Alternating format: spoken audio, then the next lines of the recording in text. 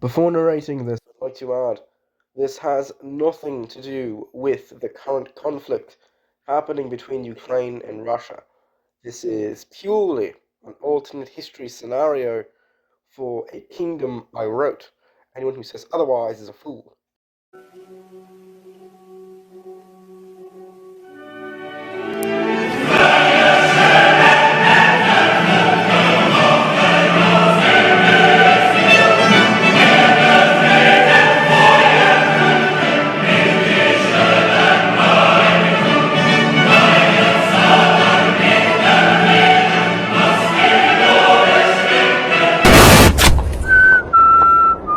Chapter 1 of the Novokievan Primary Chronicle, as written by the Dragonov imperial family and Patriarch of the Altreshkin Orthodox Church, Yefim the Wise, also known as Yefim the First.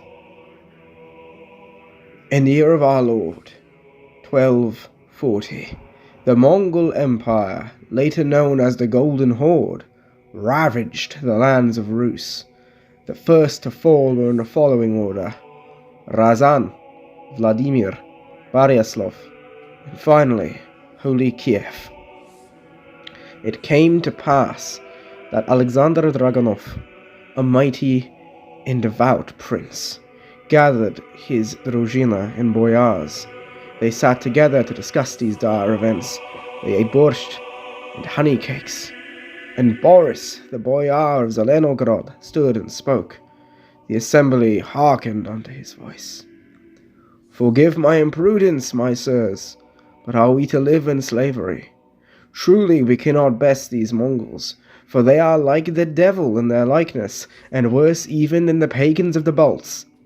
The prince replied, with a voice incandescent and magnified, "Let us not live in fear, O ye lords, for I have heard in the tales of the Greeks that there is an island in the Black Sea, damned and deemed cursed by the Mongols.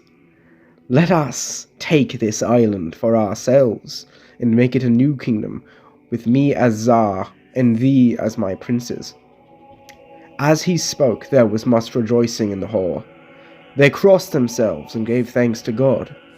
In the later months, it came to pass that the prince sent out a scouting regiment to seek out this island. When they arrived, they found the snow light, the ground fertile, and the many Greeks still dwelling among the inhabitants of the land, who were Michaelists. Sir Yefim swore by Saint Olga that he would become a monk if the expedition proved successful. And so it was. Yet on the far northern end of the island dwelt neither Greeks, nor Tartars, nor Slavs, nor Franks, nor Celts, but an odd tribe of Zelgani. When asked who lived in that part of the island, the Zelgani responded, Lushmano, which, when interpreted, means enemy or demon. Thus, far from that region, the first settlement among the island was built, in the south, and when Alexander came, he was well pleased. He brought with him ships and treasures, and proclaimed the settlement of Nova Kiev. The Greeks called upon him to aid in their war with the Latins, and he sent his son to Trebizond. His son, a great and mighty warrior before the Lord, did lend his aid. Alexander was made Tsar in the year of our Lord 1257, and lived 32 years before his tsardom. And after being crowned Tsar, he did live for 40 more years thereafter. There was, of course, in this island, many more cities, with many more stories, and many more Tsars, princes, Tsarinas, boyars, bogatirs, in crusades. But that is a story for another time. So, this was a basic first episode of the lore series that this is going to be following the medieval events of the Unholy Hollow. Now, of course, the Unholy Hollow is not set in a medieval. It's not set in the medieval times, known as Diesel Punt, but The medieval history of the island, I think, is worth telling. And I'm not just saying that because I did spend like a year writing it. Of course, I am going to be writing these as I wouldn't use the word biblically as possible. More, how do you say, comparative to the Russian slash Rus Primary Chronicle, whatever words you want to use for it.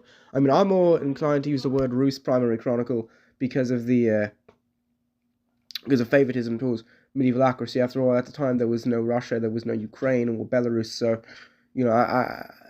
bias there, I suppose, or historical bias. Also, as stated before, this has nothing to do with the current war with Ukraine and Russia. That is the least of my concern right now. I'm just interested in telling a story. Anyway, I will see you lot later.